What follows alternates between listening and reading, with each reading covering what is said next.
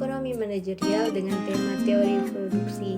Nah, seperti kita ketahui bahwa produksi adalah suatu kegiatan yang dilakukan untuk menambahkan nilai guna suatu barang dan dapat pula diartikan sebagai upaya untuk mengubah input menjadi output.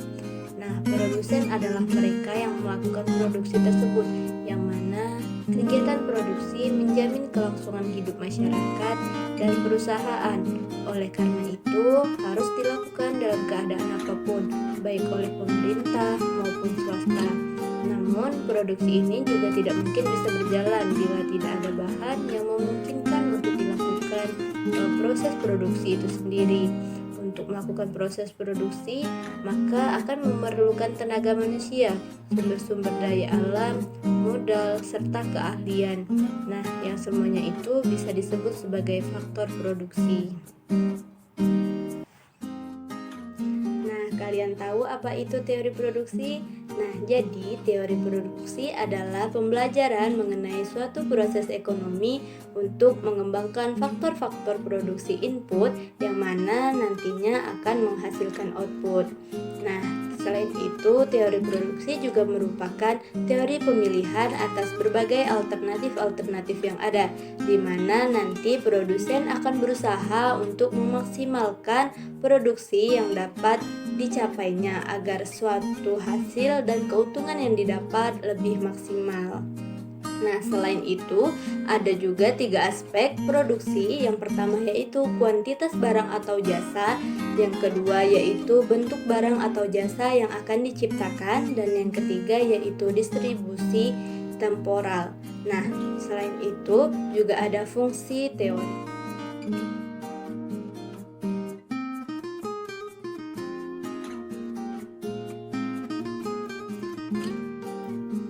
Fungsi produksi adalah suatu persamaan yang menunjukkan hubungan ketergantungan antara tingkat faktor produksi input yang digunakan dalam proses produksi dengan tingkat hasil output yang dihasilkan, yang mana secara sistematis fungsi produksi ini dapat dirumuskan dengan rumus Q sebagai quantity ataupun jumlah barang yang dihasilkan, dan R sebagai fungsi ataupun simbol persamaan fungsional, K sebagai kapital atau modal saran yang digunakan, L sebagai labor atau tenaga kerja, R sebagai resource atau sumber daya alam, dan T sebagai teknologi atau teknologi dan kewirausahaan.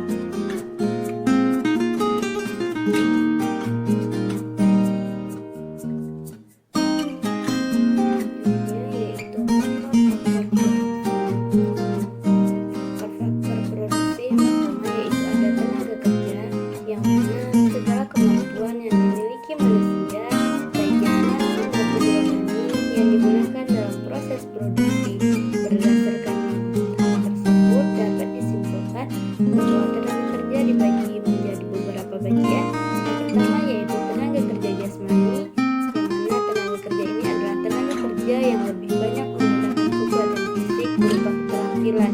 Dengan demikian, tenaga kerja jasmani merupakan tenaga kerja pelaksana, yang mana tenaga kerja jasmani ini dapat dibagi berdasarkan pendidikan dan latihan yang dimiliki oleh tenaga kerjanya. Yang kedua yaitu tenaga kerja rohani. Tenaga kerja rohani adalah tenaga kerja yang lebih banyak menggunakan kemampuan intelektual dalam melakukan aktivitasnya. Selanjutnya yaitu modal.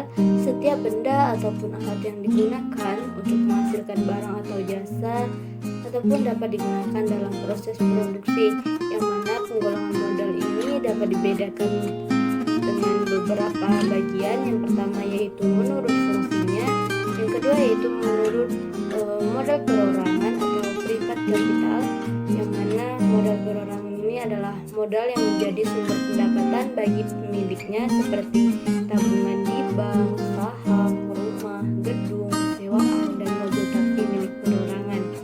Selanjutnya yaitu modal masyarakat atau social capital.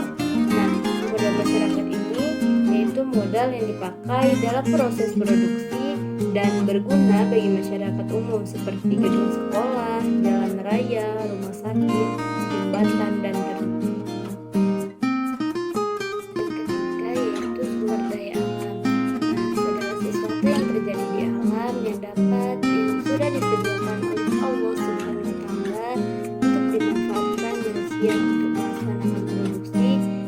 menjaga kelangsungan hidupnya sampai nanti dunia berakhir. Nah, di sini yang termasuk faktor produksi alam seperti air, tanah, hasil tambang, dan lain sebagainya.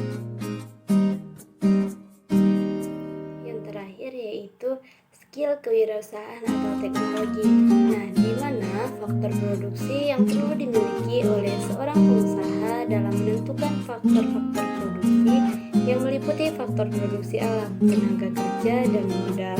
Nah, faktor produksi yang berbentuk skill dalam dunia kewirausahaan sangat diperlukan untuk mengendalikan dan mengelola badan usaha atau perusahaan agar perusahaan itu bisa lebih maju dan jaya di masa depan dengan suatu pemikiran, kemampuan di bidang masing-masing agar suatu proses produksi berjalan dengan lebih baik.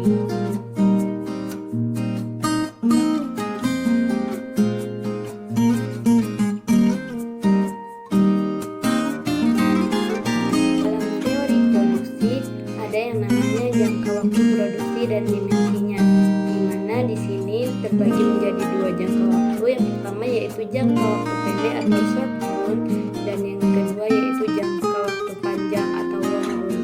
Nah, jangka waktu ketika input variabel dapat disesuaikan, namun input ini tetap tidak dapat disesuaikan. Produksi jangka pendek yaitu bila sebagian faktor produksi jumlahnya tetap dan yang lainnya berubah. Teori produksi jangka pendek atau satu faktor berubah adalah teori produksi yang sederhana menggambarkan tentang hubungan di antara tingkat produksi suatu barang dengan jumlah tenaga kerja yang digunakan untuk menghasilkan berbagai tingkat produksi barang tersebut. Dalam analisa tersebut bahwa faktor-faktor produksi lainnya jumlahnya tetap, namun modal dan tanah jumlahnya dianggap tidak mengalami perubahan.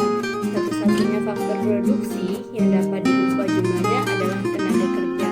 Jangka waktu panjang atau long run. Nah, jangka waktu panjang ini merupakan satu waktu di mana seluruh input variabel maupun tetap yang digunakan perusahaan dapat diubah. Nah, produksi dengan jangka panjang yaitu semua faktor produksi dapat berubah dan ditambah sesuai kebutuhan. Dalam jangka panjang dan sangat panjang, semua faktor produksi ini sifatnya variabel, yang mana perusahaan dapat menambah ataupun mengurangi kapasitas produksi dengan menambah ataupun mengurangi mesin produksi.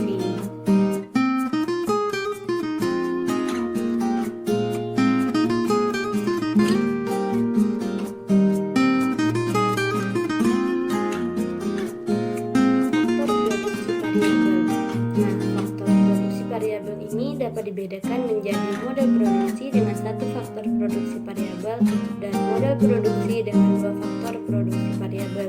Yang pertama yaitu model produksi dengan satu faktor produksi variabel. Analisis jangka pendek, di mana ada faktor produksi yang tidak dapat diubah, namun hubungan matematis penggunaan faktor produksi yang menghasilkan output maksimum disebut sebagai produksi. Seperti rumusnya yaitu Q ataupun tingkat output, K sebagai barang modal, dan L sebagai tenaga kerja. Sedangkan model produksi dengan dua faktor produksi variabel yaitu melonggarkan asumsi adanya faktor produksi tetap, bagaimana baik barang modal maupun tenaga kerja secara bersifat variabel. Namun yang harus diingat bahwa pelonggaran asumsi ini masih tetap terlalu menyederhanakan persoalan, sebab dalam kenyataan faktor produksi variabel yang digunakan dalam proses produksi itu lebih dari dua macam.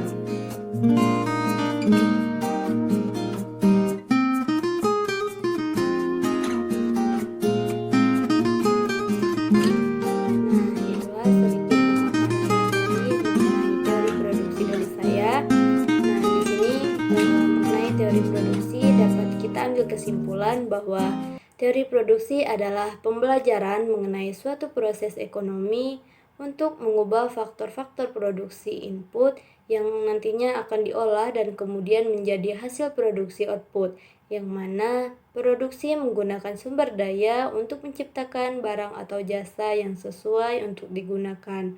Nah, teori produksi ini juga merupakan teori pemilihan atas berbagai alternatif, terutama dalam menyangkut keputusan yang akan diambil oleh seorang produsen dalam menentukan pilihan atas alternatif-alternatif yang ada. Nah, sekian dari saya. Itulah yang dapat saya sampaikan. Lebih dan kurangnya saya mohon maaf, dan saya akhiri presentasi.